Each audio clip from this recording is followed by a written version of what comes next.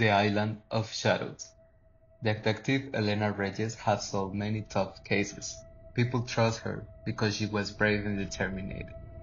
So, when a boat with tourists went missing near Aurora Island, she volunteered right away. Many people warned about Aurora Island, saying it was haunted.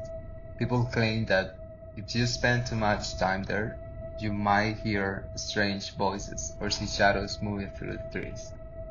Elena didn't believe in ghosts, but she felt curious to see this mysterious place for herself.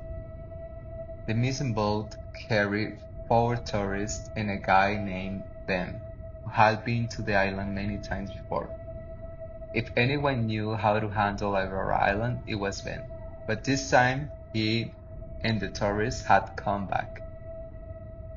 If the boat didn't return, the police always sent out the search team. So they quickly organized one. Elena, her partner Marco, and a few other officers set off to find the missing people. As their boat approached Aurora Island, dark clouds covered the sky, and the water turned gray. The air felt heavy and cold, making everyone feel tense. They didn't talk about it, but each of them felt something strange in the air. When they landed in the island, they split into small teams to cover more ground. Elena and Marco decided to stay together. They trust each other and felt safer as a pair. They took a narrow path into the forest, moving slowly, listening closely to every sound around them. They could hear strange noises, rustling leaves, snapping branches, and soft whispers. They thought there was no wind. It was as if the island itself was alive and watching them. If something is out of there, it stays just out of sight, Marco said. Elena tried to stay calm, but she couldn't shake the feeling that something was watching them. As they walked, she sometimes saw shadows sleeping behind the trees, moving just out of her sight. After about an hour, they found an empty campsite.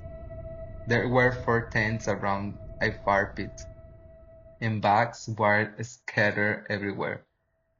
It looked like the people had left in a hurry. Elena crouched beside the fire pit and touched the ashes. They were still warm.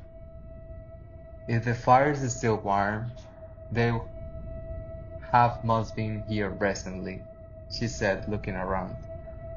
Marco nodded, frowning. But where did they go? Why would they leave everything like this?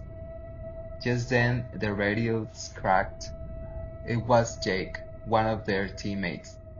Elena, Marco, we found something strange near the cliff. You should come and see this.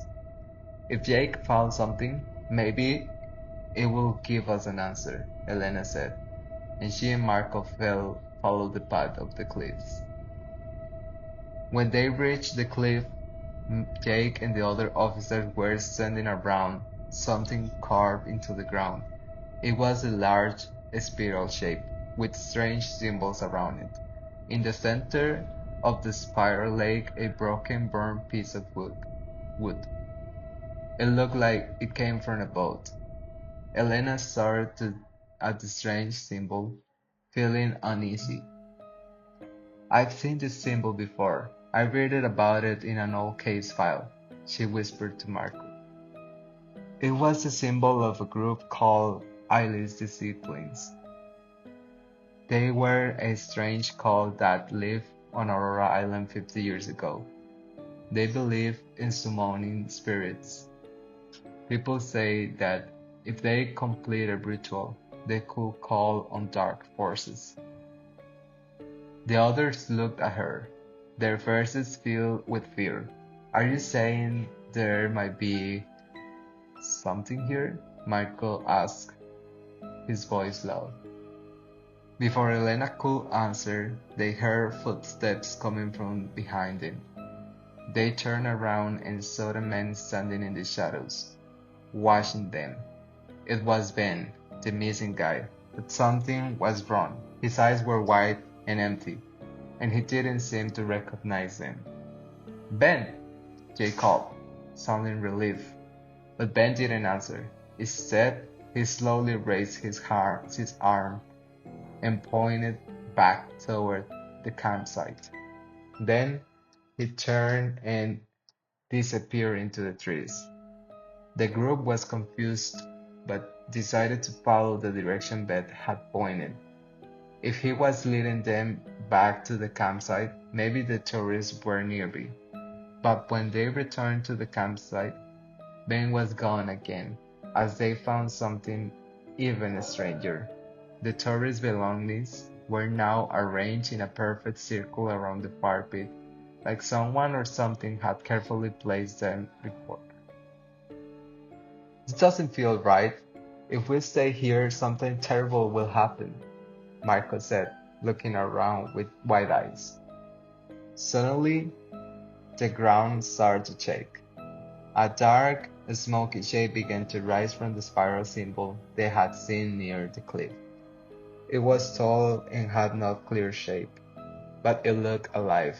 The shadow moved slowly, and they felt an uneasy fear wash over them. Strange, the chanting filled the air. They thought they couldn't see anyone. It was like the island itself was whispering in an unknown language. Panic set in. Elena instantly screamed at her to run. If we can reach the boat, we'll be safe. He shouted.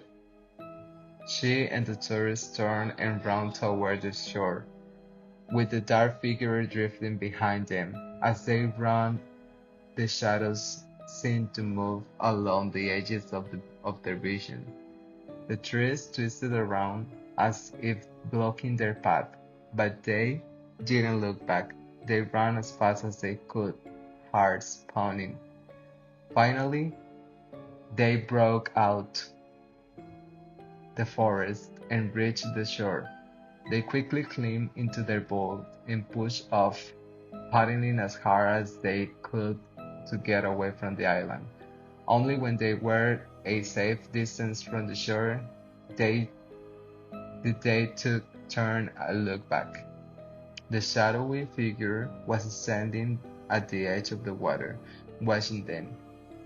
In the faint light of the early morning, the shadow began to fade, but they could still feel its presence.